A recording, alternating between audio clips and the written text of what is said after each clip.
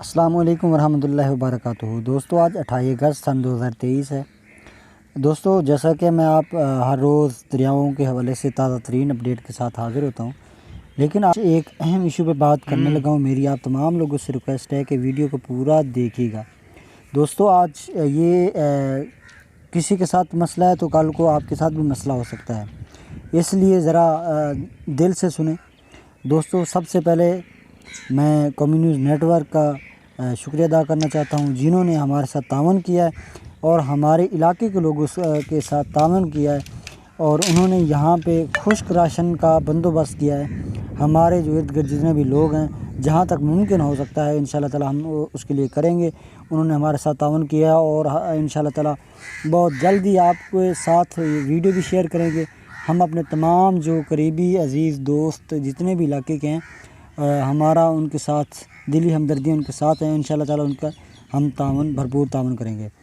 تو دوستو دریائے ستلج کی تازہ ترین سرور کے ساتھ ساتھ لوگوں کو جو راشن کی قلت کا سامنا ہے، لوگ کس قدر مجبور اور بے بس ہیں، اس کا درد صرف سیلاب زدگان ہی سمجھ سکتے ہیں۔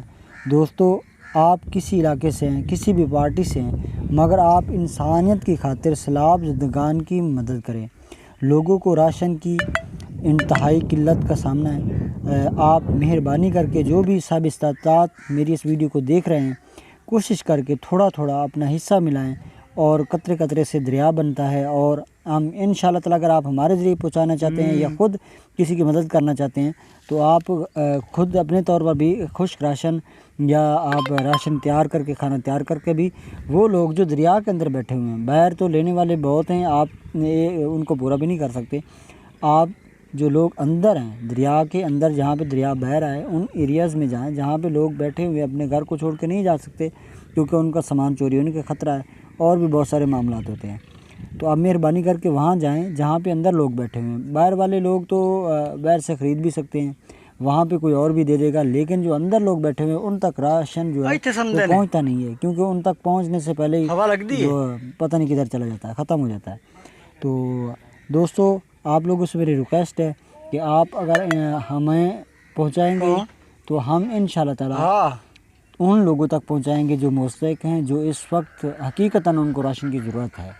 اور جب انسان کے پاس راشن نہیں ہوتا ہے یا انسان مجبور ہوتا ہے، تو پھر اس کی جو پریشانی ہوتی ہے، جو دکھ تکلیف ہوتا ہے، وہی سمجھ سکتے ہیں، یا جس کے ساتھ ہوا ہوتا ہے وہی سمجھ سکتا ہے کہ کیا صورت ہوتی ہے جب بندہ مجبور ہوتا ہے۔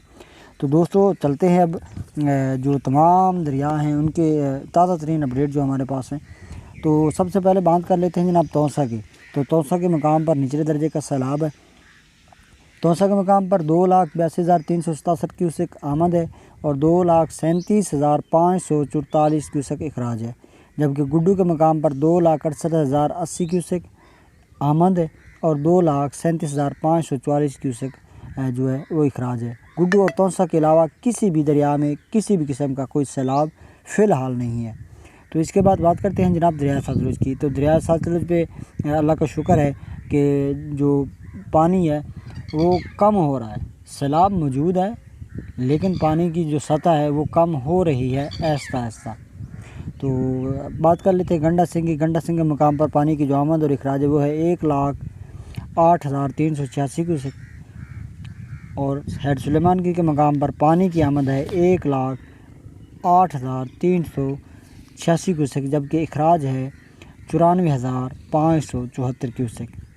ہیڈ اسلام کے مقام پر پانی کی آمد 94,282 کیوسک اور اخراج 94,282 کیوسک۔ جتنا آ رہا ہے اتنا چھوڑا جا رہا ہے۔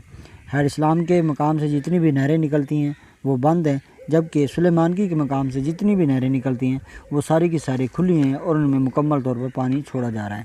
اور سلیمانکی کے مقام پر جتنی ان کی کوشش ہے، جتنا پانی نہروں میں چھوڑ سکتے ہیں وہ چھوڑیں، تاکہ پانی کا جو دباؤ ہے وہ دریائے ستلج میں کم کیا جا سکے۔ لیکن فی الحال ہیڈ گنڈا سنگھ کے مقام پر جو سطح ہے وہ برقرار ہے، بالکل آہستہ آہستہ کم ہو رہی ہے، انشاءاللہ تعالی کم ہو جائے گی۔ آپ لوگوں سے ریکویسٹ ہے کہ میرے چینل کو سبسکرائب، لائک اور شیئر ضرور کیجیے گا۔ اللہ حافظ۔